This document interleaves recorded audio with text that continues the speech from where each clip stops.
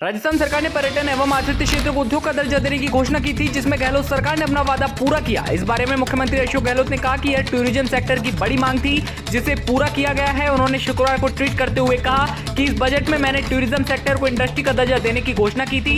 इस घोषणा की अनुपालना में राज्य सरकार द्वारा टूरिज्म सेक्टर को बिजली कमर्शियल रेट की जगह इंडस्ट्रियल रेट पर देने के आदेश जारी किए गए हैं। यह टूरिज्म सेक्टर की एक बड़ी मांग थी, जिसे पूरा किया गया। इससे पर्यटन उद्योग से जुड़े प्रदेश के लाखों नागरिकों को लाभ होगा। बिजली उत्पादन के लिए कोयले की आपूर्ति लगातार हो, इसके लिए मुख्यमंत्री अशोक गहलोत छत्तीसगढ़ पहुंचेंगे और छत्तीसगढ़ के मुख्यमंत्री भूपेश बघेल से मुलाकात की और परसाकौल ब्लॉक में खनन के लिए अटकी स्वीकृति को जारी करने की मांग रखी। उन्होंने कहा कि हमें अगर कोयला नहीं मिला तो राजस्थान में सभी बिजली उत्पादन यूनिट, थर्मल यूनिट बंद हो जाएंगे।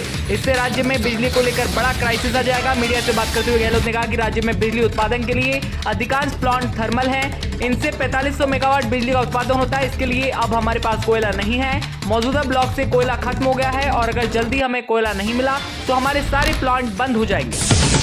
पश्चिम बंगाल के राज्यपाल जगदीप धनखड़ ने शुक्रवार को जयपुर के राजस्थान अस्पताल में रोबोटिक एंजियोप्लास्टी सुविधा का उद्घाटन किया और लाइव रोबोटिक एंजियोप्लास्टी भी देखी। अस्पताल के अधिकारियों का दावा है कि उत्तर भारत में पहली रोबोटिक एंजियोप्लास्टी सुविधा है। धनखड़ ने कहा कि नवीन तकनीक मानव उत्कृष्टता को और बेहतर बनाएगी। बीमारी तो कोई भी किसी प्रकार की हो सकती है, लेकिन इलाज को सस्ता बना रहा और मरीजों को रोबोटिक एंजियोप्लास्टी जैसी विश्व स्तरीय तकनीक मुहैया कराना महत्वपूर्ण है। आरएचएल हार्ट सेंटर के अध्यक्ष डॉक्टर रविंद्र सिंह राव ने कहा कि रोबोटिक एंजियोप्लास्टी 10% मामलों में अतिरिक्त स्टेंट की आवश्यकता को कम करती है। इसके अलावा सामान्य एंजियोप्लास्टी की तुलना में रोगी के लिए विकिरण जोखिम भी 20% तक कम हो जाता है। जोधपुर वासियों ने दिल खोलकर किया मुख्यमंत्री का स्वागत। पुरानी पेंशन बहाल करने के लिए जताया मुख्यमंत्री का आभार। मुख्यमंत्री अशोक गहलोत शुक्रवार को जोधपुर पहुंचे, जहां उनके स्वागत में जन समुदाय उमड़ पड़ा। मुख्यमंत्री ने सर्किट हाउस में आम जन की समस्याओं को सुना तथा ज्ञापन लिए। इस दौरान बड़ी संख्या में शहरवासियों ने पुरानी पेंशन स्कीम शुरू करने के लिए मुख्यमंत्री का आभार जताते हुए उनके निर्णय को ऐतिहासिक बताया। वित्त मंत्री निर्मला सीतारमण ने मोदी सरकार पर निशाना साधते हुए कहा कि मोदी सरकार आम लोगों पर कर का भार कम डालने की नीति पर काम करती है। इसका प्रमाण है कि कोरोना महामारी के कारण उत्पन्न स्थिति से निपटने एवं व्यवस्था को पटरी पर लाने के प्रयासों के दौरान कोई नया कराधान नहीं किया गया, जबकि जर्मनी, ब्रिटेन, कनाडा सहित 32 देशों में कर लगाए गए।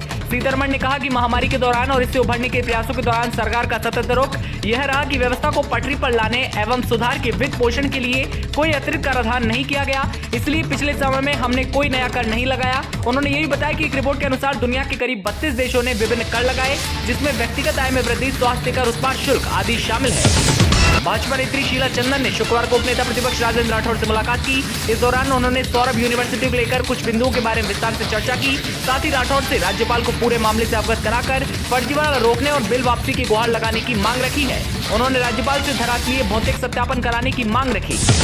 केंद्रीय मंत्री ज्योतिरादित्य सिंधिया ने नागरिक उड्डयन क्षेत्र के कोविड-19 महामारी से उत्पन्न कठिन दौर से उभरने का भरोसा जताया। उन्होंने कहा कि आने वाले दिनों में भारतीय विमानन कंपनियों के अपने बेड़े में हर साल 110 से 120 नए विमान शामिल करने की उम्मीद है। हैदराबाद में आयोजित विंग्स इंडिया 2020 शो के उद्घाटन सत्र में नागरिक उड्डयन मंत्री ने यह भी कहा कि विमानन कंपनियों को कई प्रमुख वैश्विक गंतव्यों के बीच संपर्क उपलब्ध कराने के लिए अपने बेड़े में ज्यादा संख्या में बड़े विमान शामिल करने चाहिए।